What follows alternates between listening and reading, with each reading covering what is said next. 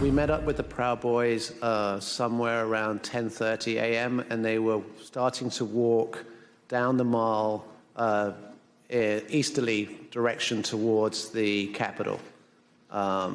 There was a large contingent, more than I had expected, and I was confused to a certain extent why we were walking away from the president's speech, because that's what I felt we were there to cover.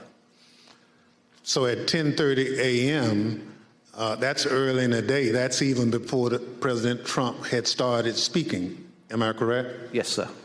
We arrived at the mall and observed a large contingent of Proud Boys marching towards the Capitol. We filmed them, and almost immediately I was separated from my colleagues. I documented the crowd turn from protesters to rioters to insurrectionists. I was surprised at the size of the group, the anger and the profanity.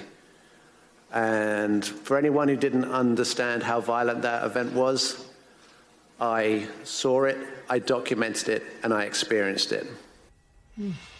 That was British documentary filmmaker Nick Quested, who was embedded with the Proud Boys and filmed their activities leading up to the insurrection, testifying about his experience of walking with the Proud Boys on the morning of January 6th, before then President Donald Trump began speaking at the Stop the Steal rally at the Ellipse.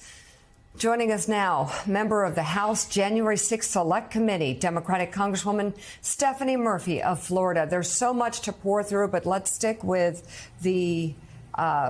what we heard from the British documentary filmmaker. What does he help prove, do you think?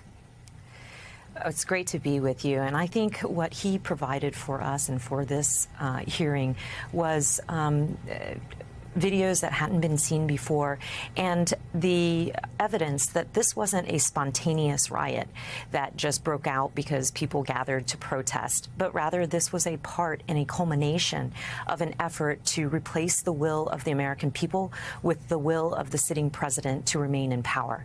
And I think the videos and the firsthand testimony that we were able to show last night, you know, you don't have to take it from us. You can hear the people around Trump and the folks who planned the riot talk about why they were there and what they hope to achieve that day. And what do you expect in the coming days while you conduct these hearings to show more evidence that shows that this was planned out? We have interviewed over 1,000 people. We've had tens of thousands of documents. We have video that the public hasn't seen yet.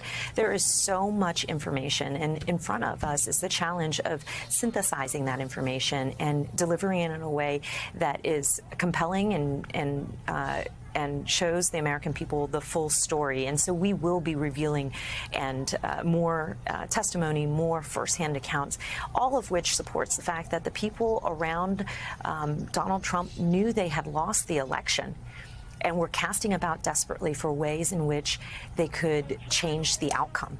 And it culminated on January 6th.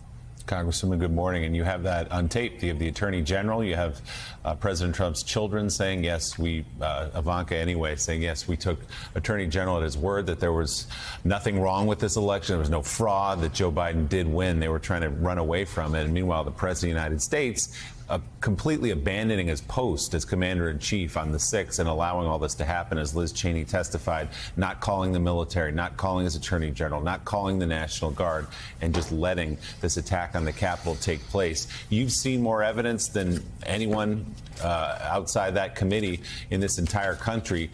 Do you believe that there were crimes committed, even by the President of the United States, on that day? I'm not a lawyer, and the purpose of our committee is legislative, not criminal prosecution. I will leave that to the Department of Justice and their able staff to build the case or investigate if that's necessary. What I am trying to do is to make the case to the American people that our democracy is fragile. There is nothing self-sustaining about this. And to have them come to the table and be open to these facts, because it doesn't matter if you're a Republican or you're a Democrat or an independent, you should want your vote to count. And it can't just be that when your side doesn't win, you forgive people who try to take power by force, because that makes us no less than some tin pot despot banana republic. Member of the Select Committee investigating the January 6th Capitol attack, Congresswoman Stephanie Murphy of Florida. Thank you very much. And coming up, this morning's inflation report showing prices rising 8.6% from a year ago, the fastest rising increase since 1981. Stephanie Ruhle joins us next, and we'll also speak with one of the president's top economic advisors, National Economic Council Director Brian Deese. We'll be right back.